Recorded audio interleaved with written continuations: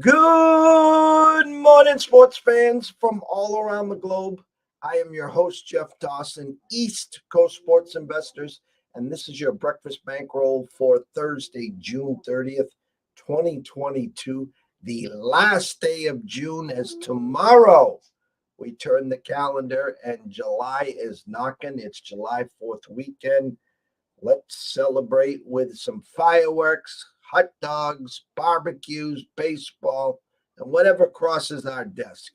To everyone that watched the closing bell last night, and to all my ECSI VIPs, is it a coincidence or not? We take the night off. We've had the bad beat central of all bad beats. And I said, you know what? There's two plays on the desk last night. There was the Miami Marlins and the Cleveland Guardians. Well, if you played them, you were blessed.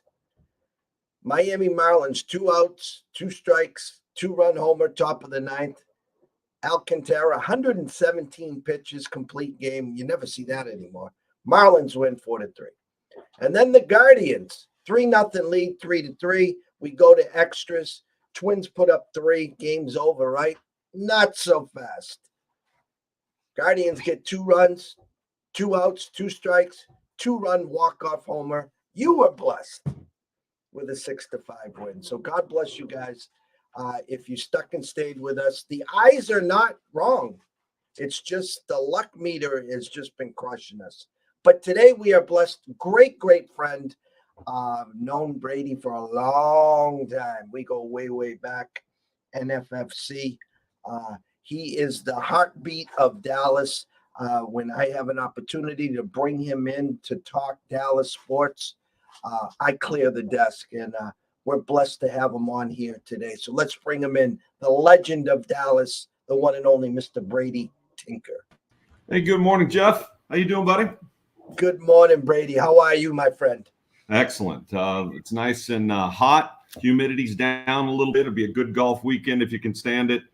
The wind stops blowing about this time of year, so if you can suck it up on the golf course, the ball will go a little further, roll a little further, and it's fun. If not, if you drink too much and you can get killed, you can actually die. But I'm not going to die. But I am thinking about golf. I just sent you a picture, by the way, of Spieth and I. I drove that kid crazy. When he was 14, 15, I was on him, and I would track him at tournaments and stuff like that. I knew everybody told me he's going to be the greatest. I remember the first time I met him, I'm like, this dude weighs 130 pounds, the greatest. He's going to be the greatest. But one thing he was from the very beginning, even at 15, 16, when I was driving him crazy, just hat in hand, well-spoken. You could tell this kid was raised, just perfectly. Values. He handled everything, even at 15 years old. And then I was like, okay, I haven't really seen him play that much, but if he's that ready mentally and emotionally and as a man when he's 15, because he wasn't a man, then I like his chances, and he's something special. I know you want to talk about him today a little bit.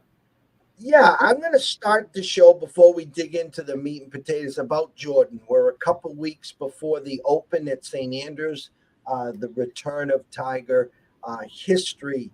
When we talk the Open, we talk St. Andrews, such a beautiful course. Tiger's had some great history there, obviously.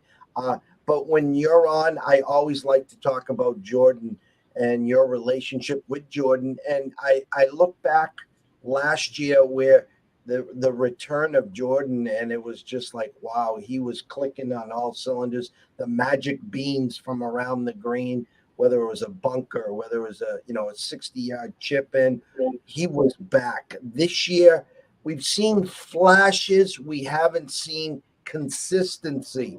Now we're getting ready a couple weeks from another major. Give us the temperature, the thought process, where you think he is and where he might be in a couple weeks. I really think from the middle of April to the end of May, he was pretty darn good. He had a first, a second, and a seventh in a 4-tournament run. So that was pretty good. And to get another win was good. I thought he was okay at the U.S. Open. Right now for Jordan, really, I think in the last year or so, he's back to believing this awkward rehearsal move that he's got over the top, has him kind of relaxed. All of us who play golf are looking for some sort of feel move or position, right, that puts us in a mind where the club's going to be in the slot we want it to be in. And I think he's comfortable with that. The truth is, statistically, if you look, Jordan was in 14 or 15, and 16. And maybe that was an otherworldly pace that he was on, making every 30 and 40 footer that he needed in a turn over again was uncanny. And he still looks like he's the same putter, but those putts aren't going in. But if you play golf, you know that putts like that are just not going to go in. There's too much that can go wrong with a putt. Footprints that you can't see, bad bounces, ball marks, divots that didn't get fixed, the wind blowing, then and throw in misreading putts, because you misread almost every putt you hit by a certain amount based on your speed or the break of the putt. So even when you're the best in the world. So I think he's in a good place. I think that St. Andrews is a good course for him. You're going to miss greens, going to blow. You're going to have to hit it high. You're going to have to shape it left and shape it right. All the stuff he likes to do. And he's not afraid to miss greens because he gets up and down. And when he's at his best and he's cocky, Jordan, his short game's better than anyone's. So, I feel the same about Tiger, to be honest with you. He's at home. He's been pointing at this tournament. He's won here twice. And, he's got a couple of majors left to go. He skipped, and his body needed time. And so he's been at home prepping for a course that he can lay in bed and think about every bump on the golf course and get ready. So I think both of those two could be compelling figures in the Open, no doubt. I'm just throwing this out there, and I know the answer, Brady, but I'm going to ask it anyways. There's no way in hell he would ever pack his bags and go to the Live Tour, would he? No, that will come down to Jordan, the person, and the family, and the way he was raised. The atrocities, first of all, his sense of loyalty to the tour itself. It's the place that he always wanted to be. And no, we could have a long discussion about the Live Tour. There's a lot of guys taking the money grab, and I don't know that if I was in the same position that I wouldn't.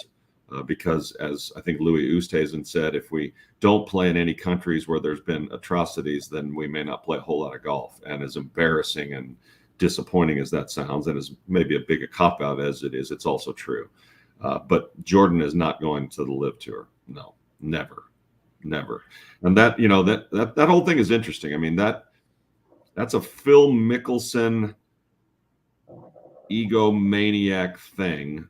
But he's not wrong. The PGA Tour has taken advantage, especially in the last 10 years, of these highly popular and successful players. Tiger started all this again, right? After it petered out, after Jack and Arnie and everybody got this going, and Jack was done in 86, let's say, it flattened out, and it wasn't that much fun to watch. But Tiger got this started. He got the money started again. He got the sponsors started again.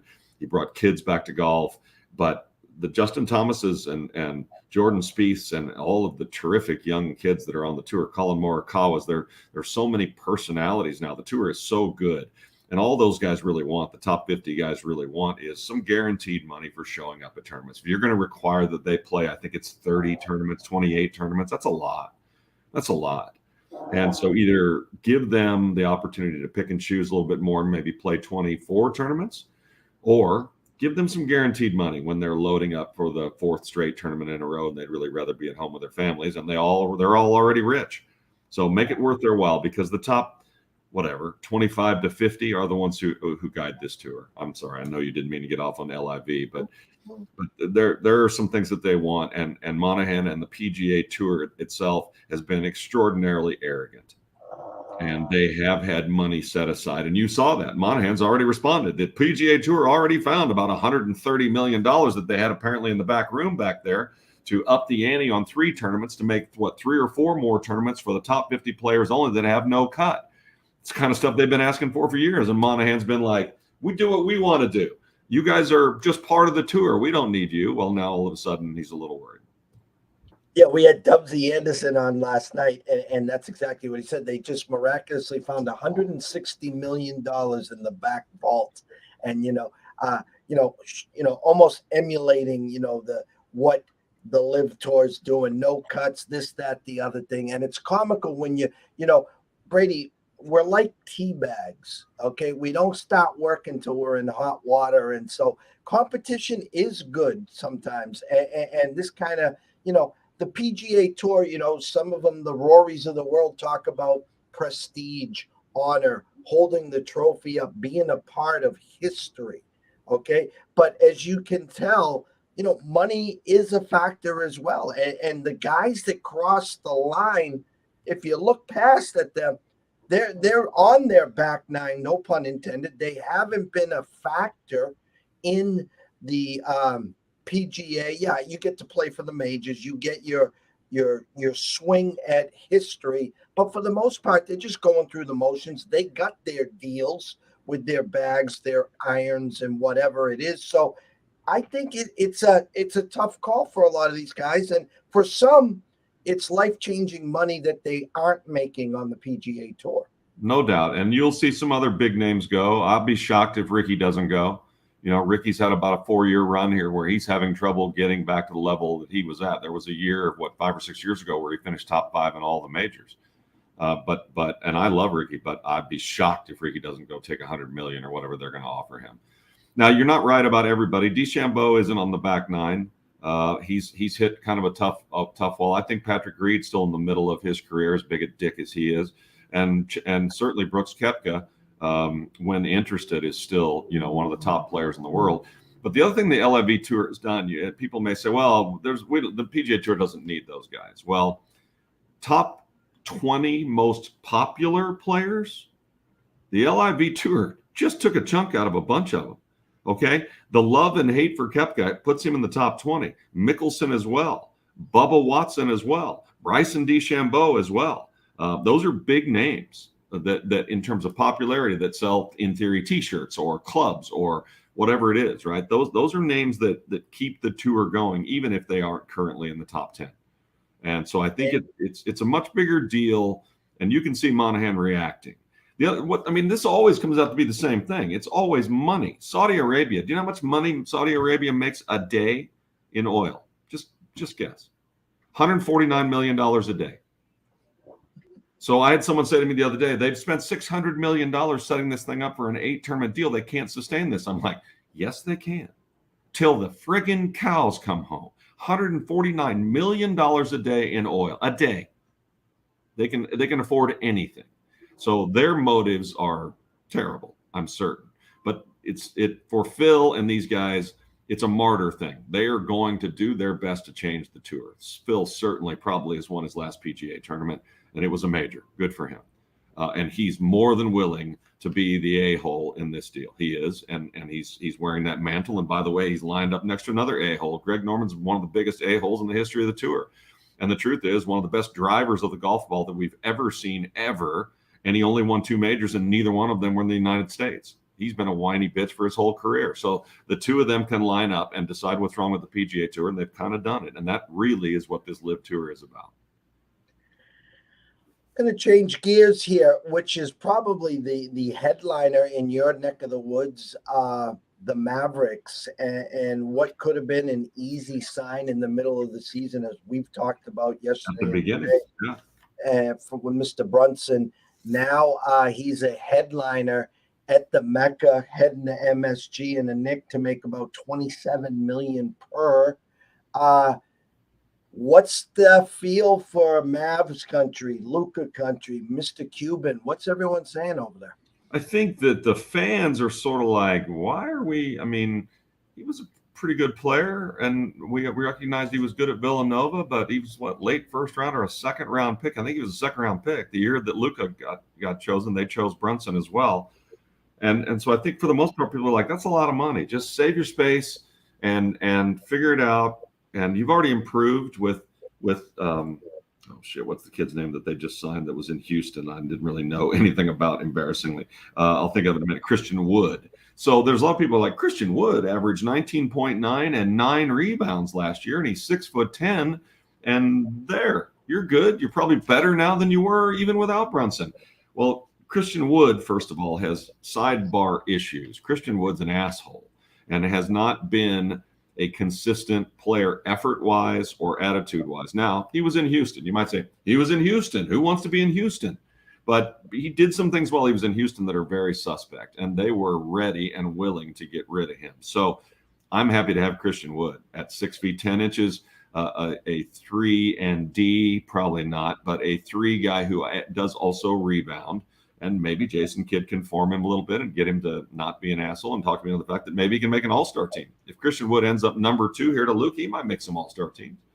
So hopefully that works. But if it doesn't work, you're looking at Dorian Finney-Smith, who I really like, who is the overachiever of all overachievers, who took about $40 million and got a deal he never thought he'd get, nor did any of us think he'd get, and Luka. And that's sort of what this team is, because Bullock, who is a very good 3 and D guy, who was a good player for this team, and Spencer Dinwiddie are 2 guys that they're already saying, well, they get more time next year. They're both free agents at the end of the year.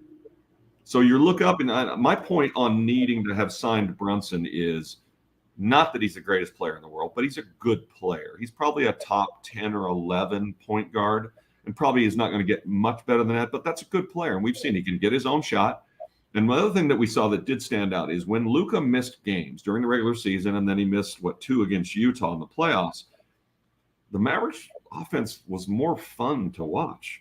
The ball moved more quickly. You know what I mean? The ball moves side to side to side. It doesn't move when Luka plays. He's a genius. He's a savant. He's all of those things. He's unguardable for the most part, unless you put 2 or 3 guys on him. But he dribbles the friggin' life out of the ball. So my other worry is, who wants to come here? You can take, and they may do this, you can take Russell Westbrook's contract from the Lakers at $47 million. I saw that Westbrook re-upped for his $47 million. I'm like, did he? No shit. John Wall lined up for his $34 million. Did he? Yeah, I'm shocked.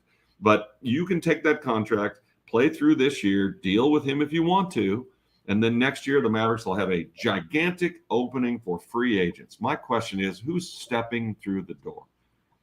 Who is coming here and going to watch Luka dribble the basketball for 17 seconds of every shot clock and then decide what's best to do with the ball? I'm not sure everyone is. Now, Durant might come if this is where he wants to be, play to Texas, and he won't be afraid of getting the ball. He will get the damn ball. But I think a lot of those guys that see themselves as ascending in this league, who are athletes, who are, wing guys who can spread you out and beat you off the dribble or fall down and beg for a call, those guys may not want to come here. So part of the reason I want Brunson to be here so much is he kind of fits. He gives Luka a break when he's not on the floor. He gives Luka a break sometimes at bringing the ball up, which takes some pace, some wear and tear off of his body. And I'm not sure you think he's gone. The world thinks he's gone. At this point, all we have is tampering, because this doesn't begin until noon today. So we certainly have tampering. You won't prove it. I doubt Mark will do anything about it. They already hired his dad, and you can't say he can't have conversations with his dad. But I think his people think he's never going to be who he wants to be, an all-star in theory, and have his own team when he's on Luka's team. And that part is right. I don't think he's mad. They could have got him for 4 for 48 from what I understand at the beginning of the year. They then offered him 4 for 48 in the middle of the year, only he was playing really well. And he and his group were like, we're good. We'll just play this thing out. And then he went and basically won the Utah series by himself. And here we sit. So the Knicks have all the money in the world. The bad news is the Mavericks were at least going to do a sign and trade and do whatever the Knicks wanted, right? A $23 million deal, of which the Mavericks would recoup maybe 15 of that in salary cap space. At least you didn't get nothing.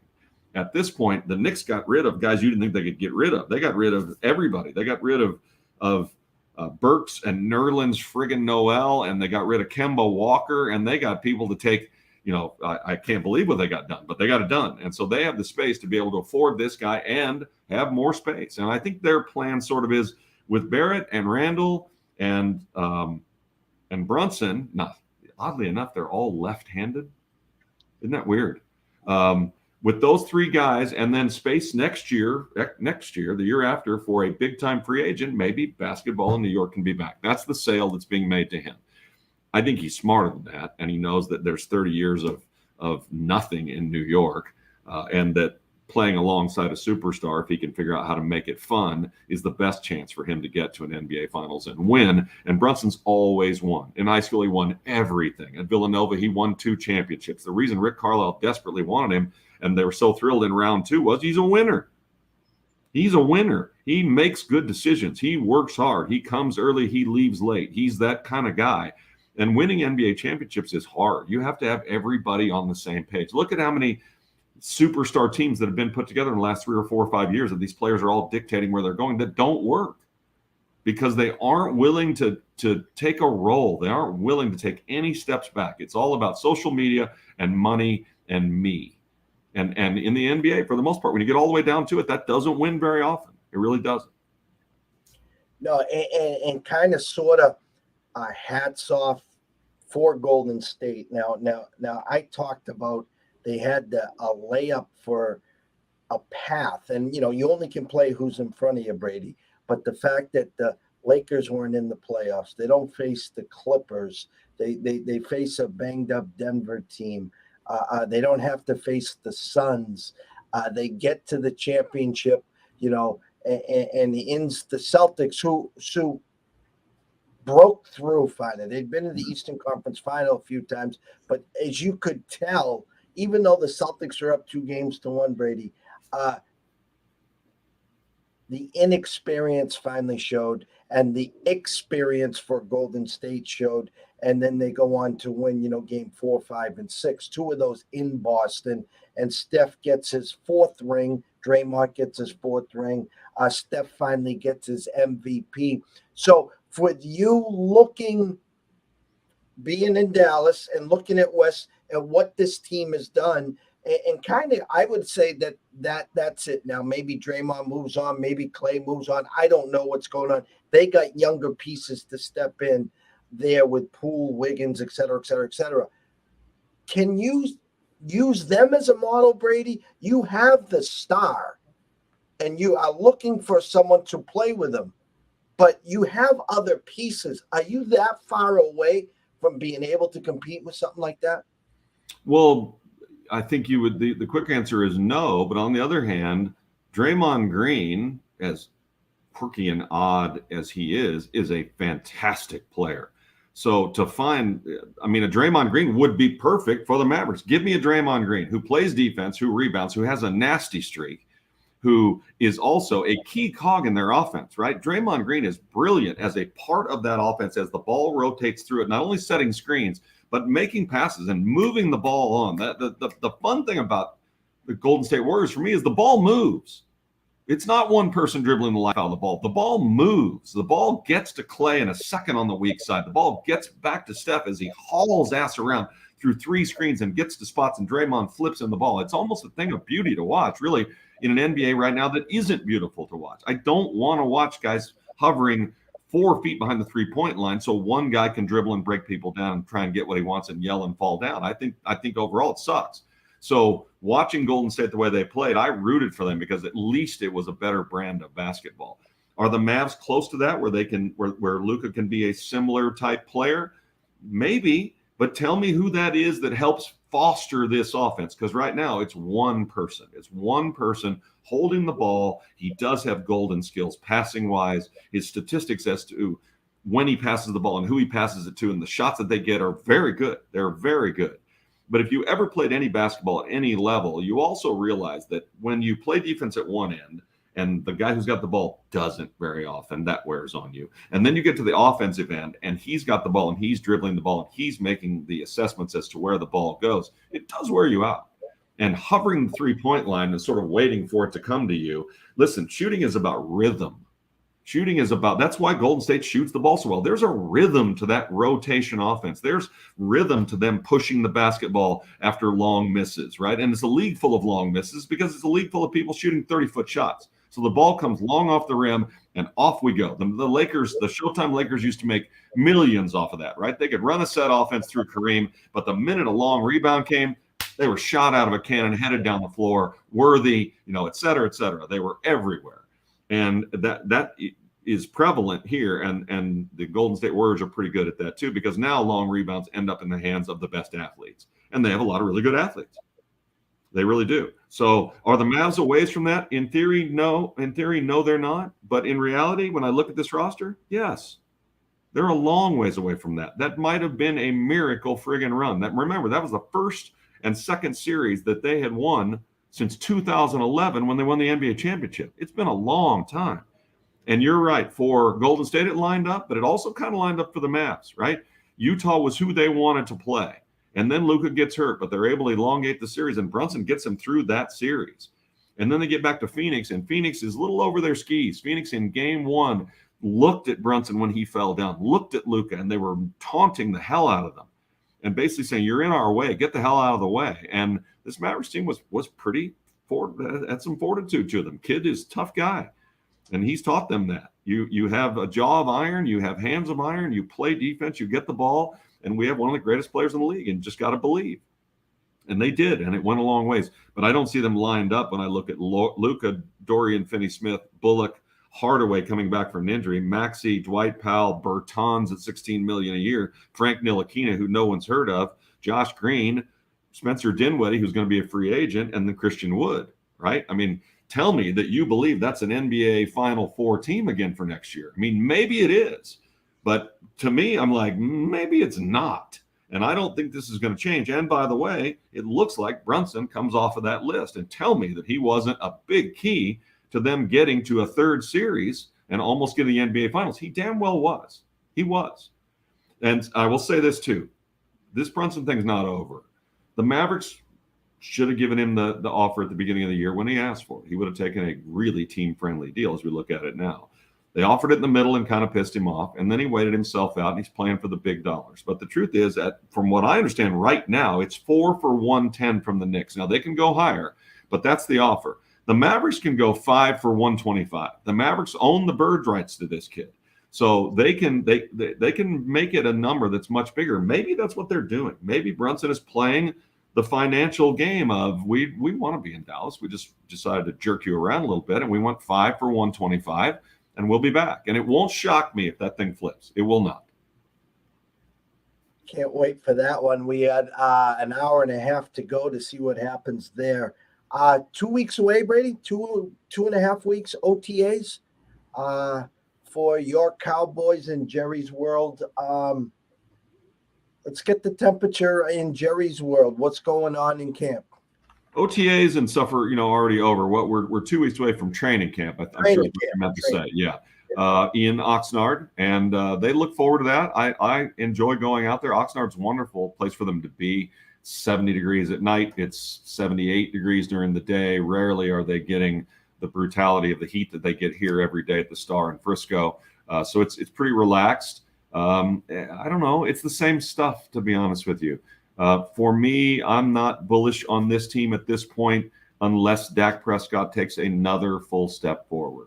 And really, the season ended with kind of an example of what I'm talking about, right? They run a quarterback draw down the middle of the field. They've run it 100 times in practice. He's got to get down after about 4 steps. Instead, he takes 5.5 steps, and then they end up blaming the official who had to come in and respot the ball. But they know that. They practice that. It's something they practice. The official is going to – that's why you see – in the hurry up so often, the center or someone bringing the ball back to the middle of the field to the center, because he knows the official has to come in, the line judge or whatever has to come in and touch that ball and put that ball in play. And he went too long. It cost them a chance at a play to extend that and maybe win that game. And that's sort of a microcosm. The big throws don't get made when they need to be made. Dax seems to be at his best when they're behind. So he's brave. He's not afraid. That's a little Romo, isn't it? Listen, I'm going to throw for 504 in a comeback attempt, and we got even at the end, but then we lost at the end, right? It was very much what happened to the Romo Cowboys for a long time. They had trouble, going forward. Now, I think Romo was a much better quarterback than Dak, to be honest with you, and people may not agree. But his assessment and ability to read the field and get the ball to the right places is good. His decision-making through too much of his first 6 or 7 years cost him. And I think he was a little selfish, and he has always had a sense of desperation for the most part that defense wasn't that good, so he had to get points, right? He had to get points every drive is how he felt. But this defense is better. That defense last year got a lot better. Quinn is a good defensive coordinator, and the best part of this team probably still this year is the defense. They lost at this point, they've lost 2 of their top 3 wide receivers. Now Gallup will be back. I'm not certain that CD Lamb's route running doesn't remind me a little Dez, that he drifts, that he sees some things instead of sticking his foot at 4 or at 6 or at 7 and getting where he needed to be, or settling down and turning around on his own, that he drifts. He sees things in his eyes and he drifts a little bit. He dropped a few too many passes for me. But if I'm the Cowboys, I'm definitely force feeding him 130 passes or 140 passes, and he should be statistically a top 10 wide receiver in the league. We'll see.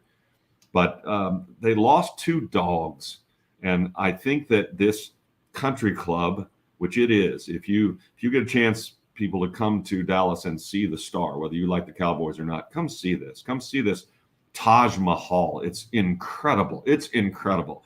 They are living at the Ritz every freaking day. It's the damn Ritz, dude. I'm telling you. And so is the stadium over there in Arlington, which can fit 2 of the old Texas stadiums in it. Literally, structurally, you could fit 2 of the old Texas stadiums in this giant thing at AT&T Stadium.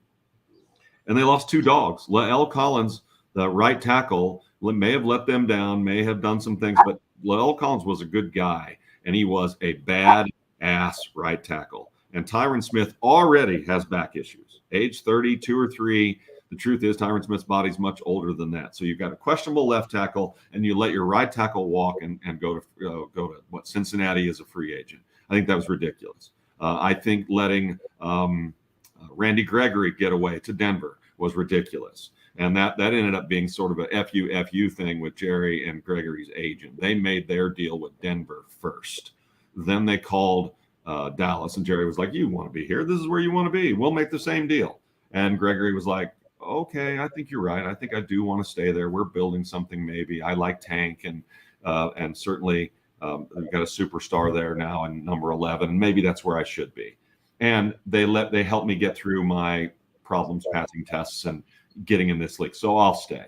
But I want you to take this caveat in the contract that says if I get suspended, you can void my entire contract, or you can avoid that year of the contract. I want you to take that out. That is something that is in virtually every Dallas Cowboys contract, from what I understand, except for Dak Prescott. Other than that, it's in everybody's contract. It's sort of standard fare for the Cowboys. But I understand why he wanted it out. His point is, you put up with me to this point. I've gotten over the marijuana thing. I'm not blowing tests anymore. I oftentimes look a lot like DeMarcus Ware in my number 94. He can run damn near parallel to the ground. Not that many pass rushers can do that. And the other thing is, just like Lael Collins, he's a dog.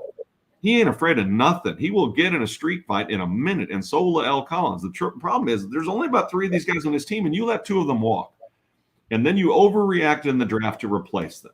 You probably reach in the second round on your defensive end. You certainly reached in the first round on your tackle that you decided you loved from the University of Tulsa. And what'd you do? Those are the 2 players you lost, and you reach in the draft to replace them. Maybe they're both going to turn out to be good, because Will McClay, who runs these drafts and who makes sure about all the scouting, is a genius.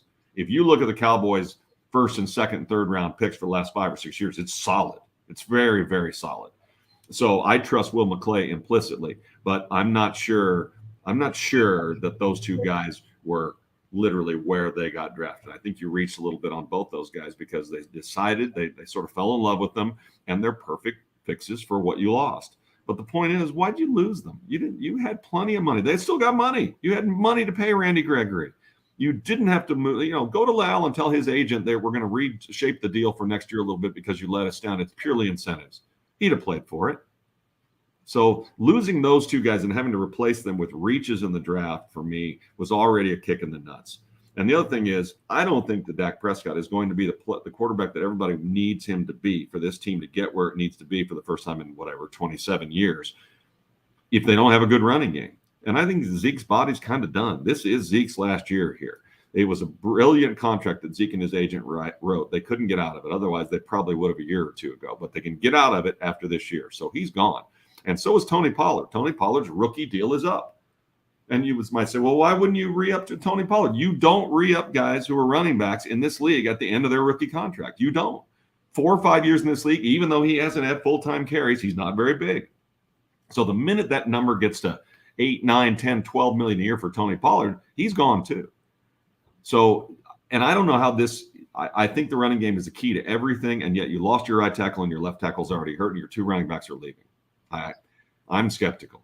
Now, it's not a very good division, but I'm skeptical of their even getting to 9 or 10 wins. Well, and it was a perfect lead-in because I know we're coming up to July. I know we're going to have you back here in August as we get ready for preseason. I'm going to play the game, and I'm going to see where you're at. I'm on DraftKings right now as we wrap this up, Brady. I got under over 10 right now for Dallas. Yeah, I'm under. I'm firmly under. I think it's an 8 or 9 win team. Now, you never know who's going to get hurt, who's not, what teams are going to end up being a lot worse than you thought they were, et cetera. But the schedule's not easy, and it's not brutal, but it's not easy. And without Gallup, you've basically got one wide receiver, and you've got a tight end that you're clinging to, but you don't really want to pay, who apparently is just going to live on a one-year deal. So there are all kinds of question marks here. Okay. Division. Dallas plus 135, Phillies plus 165, the Commanders plus 500, the Giants plus 800. Who wins the division? You know, I don't love the Eagles quarterback, but that team is pretty fast, had a good draft, and they've set themselves up. If he doesn't get to where they want him to be this year, they're really in great shape for next year with 2 more first-round picks to get up to those quarterbacks. But my gut reaction is 10 wins with Philadelphia wins the division. So I'll take the whatever it is, plus 165. Okay. To make the playoffs, let me get the number for you. Dallas. The Eagles to make the playoffs were minus 190 for yes, plus 150 for no. And Dallas was, where is Dallas? Come on, Dallas.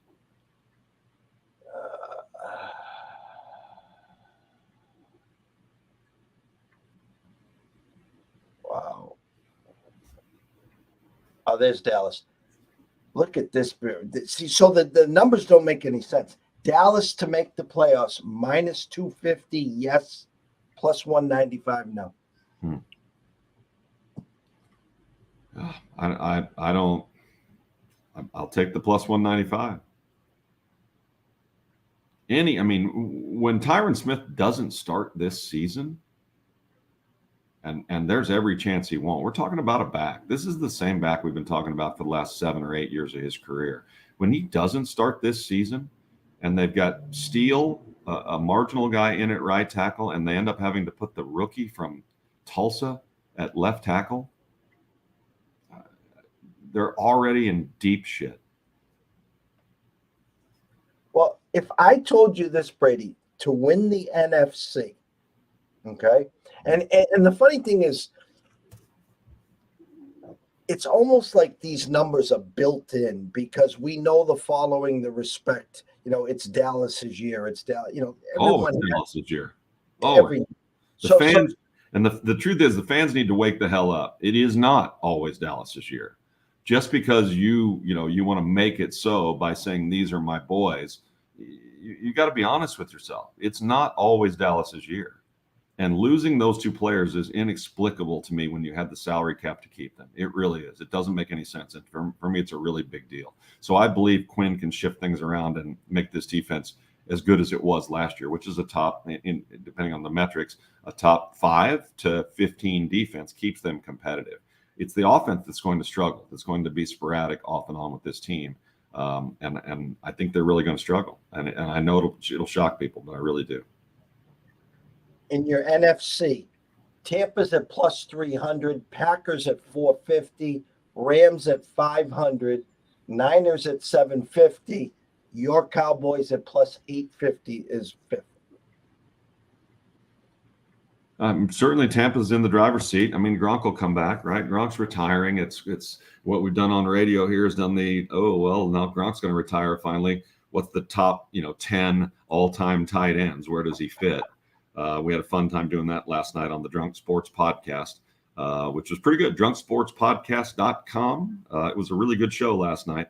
But Gronk will come back. I actually called Rick Goslin, who is a Hall of Fame writer here out of Dallas, who's been in Kansas City and different markets. And I said, what is this thing lately with guys retiring and then we all know they're probably coming back. And he said, well, in Gronk's case, retire now. And what that says to everyone is, especially probably to Tampa, I'm not coming to OTAs or training camp or anything else. So you're going to need to call me soon enough that I have 3 or 4 weeks to hit the weights, to go back out and do what I do to try and get myself ready. And then when I get there, it'll probably be another 2 weeks before I'm ready, which we saw last year.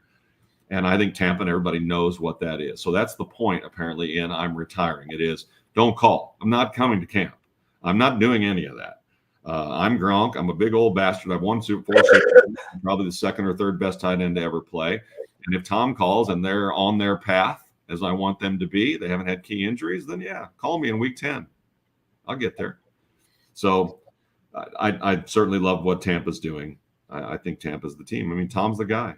And the NFC's not that great. So Tom's the guy. I don't know what happens in Green Bay with no wide receivers.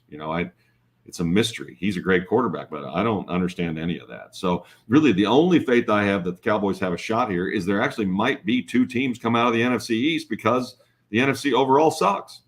So 10 wins and 9 wins might get you in the playoffs. 9 wins might get you in the playoffs. So you want to take a long shot. You want to believe in the Cowboys just because you flatly always believe in the Cowboys, then do it. They're certainly not a bad team. And Dak Prescott certainly could take a 10 to 15% step forward. He did a good job throwing the ball through small windows. His numbers actually surprised me with that last year. But the problem is he's not really willing to do it. He's not willing to 50-50 the ball to Gallup but that's one of the things he's best at when he gets back. So he's got to have a little more faith, and he's got to get the ball out sooner. And the truth is he's really just got to get better at reading defenses. And, Romo called him out a few times very subtly in some of the games that he did, where Tony would say, listen, when he got to the line of scrimmage, I know what the play was. And option 1 was already gone. Option 1 was already gone. So if he wants to peek there to move a safety or something, fine. But it's got to be out of his head. 1's gone. Option 2, on the route tree is probably where you got to go, or you dump it to option. And he should have known that when he got to the line of scrimmage and put his hands under center. But it looks like he didn't. He hung on option 1 to begin with. It was already gone. It was gone when they came out of the huddle. So those are those subtleties of things that he's got to get better at. And he's got to be, I think he knows it. I think he just sometimes doubts himself. I really do. Yeah, a little salty. I did have Lamb in the NFFC, and I thought we've talked already a few times about this. The opportunity when Cooper was hurt, when Gallup was hurt, and the sad thing was it was Cedric Wilson and Schultz show. And I was just like appalled. I'm just like, we had a 2 or 3 week window right as we were getting close to the playoffs, Brady, in the NFFC. And he was ready to shine. He was nowhere to be found, Brady. Nowhere to be found. You know why Cedric Wilson and Schultz got the ball in a lot of key moments? First of all, they were single covered. But second of all, they ran better routes. Schultz runs precise routes. Schultz is not a great athlete. Giving Schultz a big 3 or 4 year deal for $12 million a year, whatever's ludicrous in my mind, with all the athletic tight ends that are all running around the league. You're going to pay that kind of money. Get yourself one of those big lumbering 6'5" guys that can run. Now they're everywhere. So, and Schultz isn't that. And Schultz ended up being a very poor blocker last year too. And I think that bothers them. I mean, it was evident even to average fans. Schultz kept missing blocks. He's not big. So, but Schultz and the other guy got the ball because they ran great routes. CD runs lazy routes. Now, can he fix that? Can he be better? Absolutely. Does someone need to grab him and say, this is it? This is it. We're going to force feed you 135 balls. You should get 1,500 yards and 10 touchdowns. And the next contract you get is going to make you rich beyond your dreams. And you're going to be a legendary number 88, or you're not. And I really think there's some question marks there too. And I'll tell you what, Dak will come off of him. If he runs sloppy routes, Dak will come off of him. Tony didn't, because Tony knew Dez would catch the ball. Tony trusted that Dez, even running a stupid route, could catch the ball above him, behind him, or below him. He could high point the ball. Dez was much stronger than CD is. CD is very slight. So one of the things that he did in college, because everything is so spread out and the athletes are, for the most part, half the athlete that he is he would get the ball in space, and he was too shifty. He was too quick, right? He understood. He sees. He's got true gifts. But in the NFL, everyone's as good an athlete as he is, damn near, especially on good teams. So he's not open. That's the reason that there were drops and stuff. There were defended passes when there shouldn't have been. He's not getting his foot firmly in the ground. He's not getting that separation. The great wide receivers are not just great because they have great quarterbacks or because they can make great catches. They are great route runners. And it's just flatly true. Tyreek Hill is faster than everybody, but he runs amazing damn routes. I mean, put that foot in the ground and stop and go left or right. You can't even touch him. And Adams and everybody else, those guys run great routes. And hopefully CD will do that. There's just too many. There's just too many questions here. I'm not eyeballing them as much as I want to, and I want to get to Oxnard to see. The other thing that the Cowboys team did have last year that should give fans hope. It was a very, very close locker room. Very close. There was not a lot of clicks. There was not a lot of bitching and whining. There really wasn't. That group was really close. Quinn made such a big difference with the defense. Everybody that played for Quinn's defense felt like he was putting them in this position to succeed and to make plays. And so they were on board. Everybody playing defense on that team was on board. And I don't expect that to be any different this year. So that gives you an opportunity. And we'll see about the offense. Really, I know it's probably surprising to hear people hear me say this, but the offense is the question mark here. The ticker's been going the whole time at Cowboy Life at DFW Sports Beat, Off with the Helmets Cowboy Show at ESPN Radio. And you have a new podcast, obviously, to talk about. Brady, tell everyone where they can find you. Well, the podcast is called A Cowboy Life. It's now actually 2 years old. I think my favorite thing as I got older is sitting in the locker room and talking to anyone, right? An offensive lineman that people don't really know, a backup linebacker, certainly the stars as well, but getting people to tell me stories about their life. So I generally will go and do some research, and I'll find out a funny anecdote about somebody, right? About Dorrance Armstrong and winning 2 or 3 games in his entire time at the University of Kansas, and when you go to those guys, no matter who it is, and you say, I know this story about you. And they're sort of like, oh, well, that's not the usual crap that you guys come with about false starts and how do you think the state of the union is on the team. You're asking a different question. For the most part, when you ask a different question, they know you've done some homework, they'll give you answers. And they want to tell stories. And most of them, I found out, it's been so much fun because they don't want to say, well, you remember this time I had 300 yards receiving? It never comes up. Or I had the game-winning touchdown and kissed the cheerleader. Or it never comes up. What comes up is a preacher really had a big hand in me getting to where I got. Or a coach, Michael Gallup, a coach that never coached me, that was just around me in junior high and high school, always kept an eye on me, ended up giving me the opportunity to get to Colorado State. This coach that never coached him, just wouldn't let him go, wouldn't let him be, had his phone number, stayed on it, and got Michael to a junior college. He didn't do well with his ACTs or whatever, SATs. And he made good grades in school, but he tested poorly. And he was very matter of fact about that. He's like, I made good grades. I made lots of B's and was a decent student. I can't take a test. I would choke over tests. And so he did poorly on the SAT, so poorly that he couldn't get into any major college. So he had to go to junior college in Kansas. And he gets this little bitty nothing college in Kansas. And as you can imagine, he's just such a supreme athlete that he blows up 11 touchdowns and 1,200 yards. And it doesn't make any difference. They can't stay with him. But he has to go the full 2 years because his grades were so bad. So he can't do a 1-year junior college and back into a big school. He's got to do the 2 years. Towards the middle of his second year, he blows out his ankle. And he's like, well, my career's over.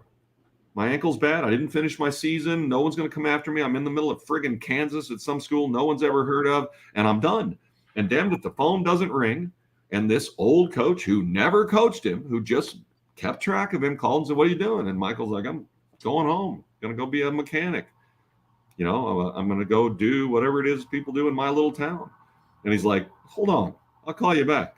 And he calls the coach at Colorado State who had known about Michael and says, Michael Gallup's available. And the coach's like, are you kidding? I just assumed he hurt his ankle, but he's rehabbed. He's actually fine. But doesn't have anywhere to go. Gets him a full ride. He has 2 great years at Colorado State and ends up a Dallas Cowboy. And it was a really good story. And his gratitude is beyond belief, right? That this man, for no particular reason, just wouldn't let him not live his dream. And those are the types of stories that we have at A Cowboy Life. There's really some fun stories. There's also a story about gun, a rifle being pointed at Tom Landry's head. That comes from the guy who's head of security for the Cowboys. I got him, and he said, "What story do you want? You want the one where there was a scope rifle pointed at Tom Landry's head in Anaheim?" I'm like, "Yes, I think I want that story." And that story is amazing. I won't bury all the lead on that story, but funniest part of that story is as they gather, Landry leaves the field and requests to come back, and he comes back with a bulletproof vest on. And the security guard, the FBI guy who's still with the Cowboys, gets to some of the bigger players and says, "Hey, sort of gather around Coach, and make it tough for anyone who's going to shoot him to." And somebody in the background goes, "Shit." And he said it was actually an icebreaker. He said Landry laughed, I laughed, everybody laughed. Right? Be pin cushions for bullets to take care of your beloved coach. But anyway, it's called A Cowboy Life. It's storytelling. I edit all of it. There's no downtime. We go from the player to the preacher to the former coach to everybody. We get lots of voices in. We line it with music. We sort of stole from This American Life. If anybody's into podcasts and listens to This American Life, we stole very much what they were doing in the style with which they put stories together. And I'm proud of it. Well, we can't wait. We're going to give you a month off, Mr. Tinker. I know it's you'll be doing a lot of work gathering up information for training camps. Yep. We'll give you a couple weeks out on the links to get the game back in the A1 form, and then we'll probably circle the wagons back, and we'll touch base with you in the beginning of August as we get ready for preseason. I look forward to it, Jeff. Thanks, as always, for having me on. Always a pleasure. The one and only Brady Tinker. Make sure you guys are following him. Great stories. He is, I said, the heartbeat of Dallas. This guy is connected to all the big teams. Jordan, Dallas Cowboys, Mavericks. We didn't even talk about the Rangers or the Stars. Maybe that will come this fall. But Rangers on the rise, by the way. Rangers on the rise. That's right. So want to thank everyone for watching and listening. Any questions, reach out to either one of us on Twitter. You can follow us there. We will reply, follow back, answer any questions. Other than that, everyone here, have a blessed day. Enjoy yourselves. The closing bell will be back at 4:30 today to get you ready for MLB action. Have a day, guys.